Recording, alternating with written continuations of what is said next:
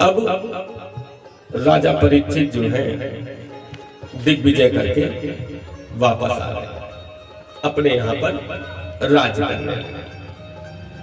एक दिन राजा परीक्षित शिकार खेलने गए।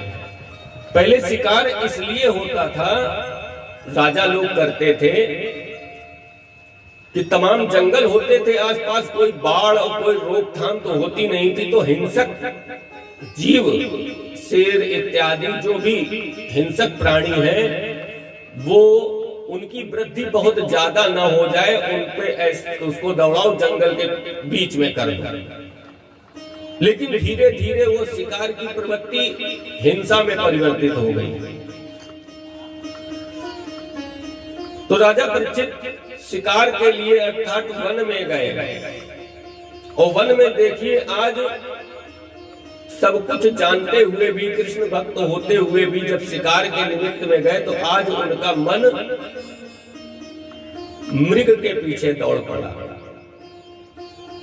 और वो मृग दौड़ता दौड़ता जब तक ये बाण छोड़ते वो तो निकल गया, लेकिन ये इतने घने जंगल में पहुंच गए कि इनको आसपास कुछ भी नहीं मिला, और मृग भी ओझल हो गया। वहीं पर एक कुटिया बनी हुई थी। कुटिया में एक ऋषि थे, ये भूख प्यास से तड़प रहे,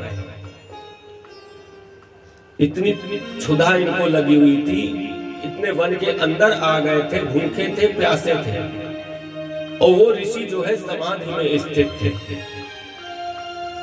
समीक मुनि नाम था उनका, और समाधि में स्थित होने के कारण राजा के आने को वो नहीं जान सके। राजा परीक्षित ने आवाज दी, हे महर्षि, हे मुने, मेरी प्यास बुझा दो। लेकिन ध्यानस्थ होने के कारण बाहर की आहट उनको कुछ भी न मिली। अंततोगत्वा परीक्षित के अंदर उस भूख और उस तृषा के कारण क्रोध की उत्पत्ति हुई, अर्थात कलयुग का प्रहार हुआ। कलयुग का प्रहार इसलिए हुआ कि हिंसा में स्थान प्राप्त था उसको, और आज राजा हिंसा के लिए निकला। पहले हिंसा में स्थान प्राप्त नहीं था कलयुग को, अब राजा ने स्वयं हिंसा में स्थान दे दिया है उसको, और हिंसा के लिए निकले थे।